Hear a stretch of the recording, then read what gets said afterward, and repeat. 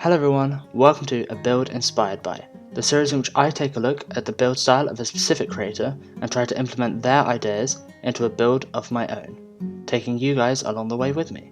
In today's episode, we're going to be looking at Geminitay, specifically her Hermitcraft 8 base. So, let's dive into it.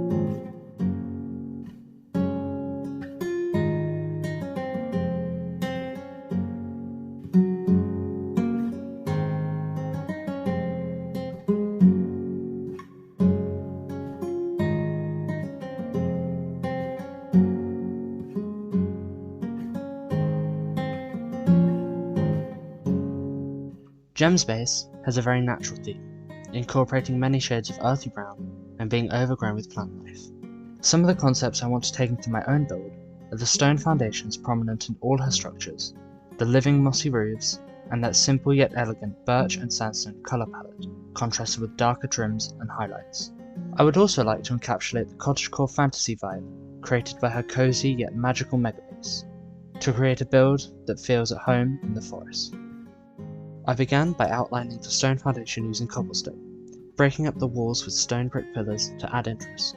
I then went back to add some simple detailing using tough and mossy cobble, mostly towards the base to avoid overcomplicating the foundation, as it isn't the main focus of the build.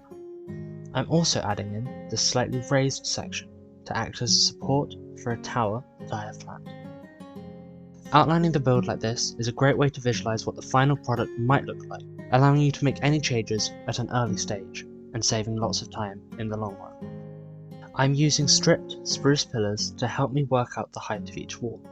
Then, I'm using a layer of mangrove logs and stripped birch to transition into those signature smooth sandstone walls.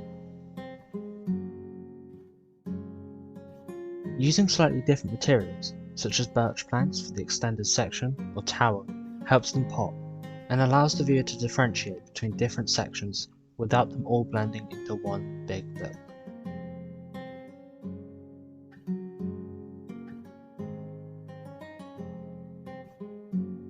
I've used dark oak planks to create the contrasting trim of a sloping A-frame roof, in hopes of capturing that fantasy vibe. This is helped by the sloped roofline, as if it has been weighed down over many years, and the swells I added overhanging each edge make for a unique final touch. Finally, I filled in the rest of the roof with green terracotta, to match that natural theme we were aiming for. I made sure to continue the lowered section of the roof throughout, offsetting it slightly to appear more uneven and organic.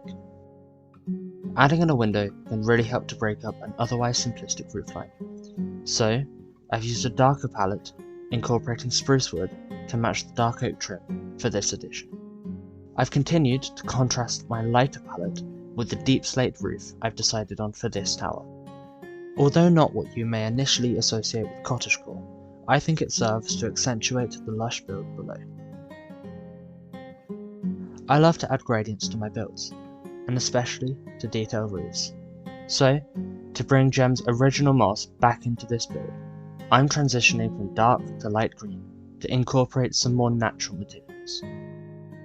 Every good house needs a suitable entrance, so this raised spruce decking is not only a good way to fill a flat wall, but is also functional.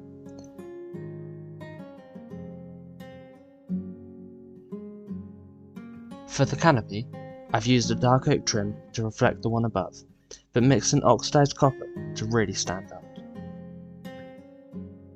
I also added a small window jutting out to add depth to the back of the build, with a deep slate roof to help tie all the sections of the build together. Adding a small planter onto the back of the build allows me to incorporate more of that natural vegetation into the rest of the build, making everything feel a bit more cohesive. Small details, like this irregular deep slate chimney, which reflects the ad hoc nature associated with fantasy builds, and this small pulley system, really help to bring life and add character to an otherwise empty build. This might be my favourite part of this house.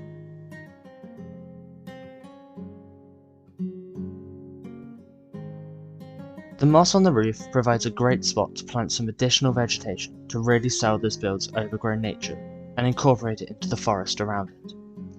It's important to stick to a few different types of plants to avoid it becoming cluttered. Adding clusters of leaves can help you fill any blank spaces in a more subtle way.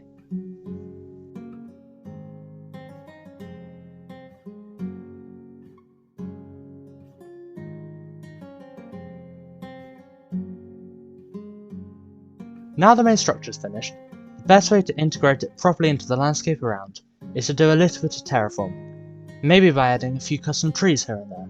We'll see what happens. Let's take a look. And we're done. I'm incredibly proud of how this build came out. So whilst I sit on this nice little seat here after a long day of building, why don't we have a quick tour of what we've achieved today and how you can use these ideas in your own builds. Now, the entranceway to this build might be one of my favourite parts. I love the way that the oxidized copper really stands out against the more natural tones of the rest of the build, and using the barrels at the foundation of the spruce pillars really adds that extra bit of detail that it might be missing otherwise. Coming past this custom birch tree to this side of the build, we can really focus on how the small details help to sell the overall build, and they might actually be the aspect that takes the most time. So small things like this little planter here, or perhaps this window shutter with the spore blossom, help to add a little bit more atmosphere and make the build seem a bit more dynamic and lived in, which is what we want to go for. Coming around the back, you can see the same thing again. All these little leaves and vines growing all the way up the tower help to tie everything together.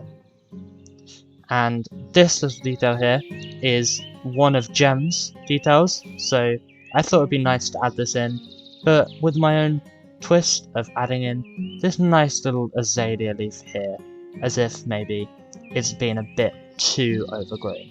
Moving up to the roof, you can see that although it is nicely vegetated, there isn't too much going on that it distracts from the rest of the build, and you can see I'm using just a small selection of plants and even these nice warped plants to tie into this copper down here. So that's the end of today's video. I hope you enjoyed it and that maybe it inspired you to try your hand at building something yourself.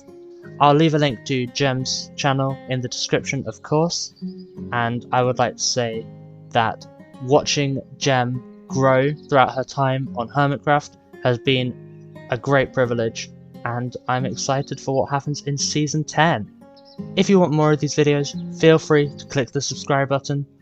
I've got more builds inspired by, and maybe even a new series coming up soon that you won't want to miss. Maybe even hit that bell as well, so you'll be notified whenever I next upload. That's all for today. Thanks for watching.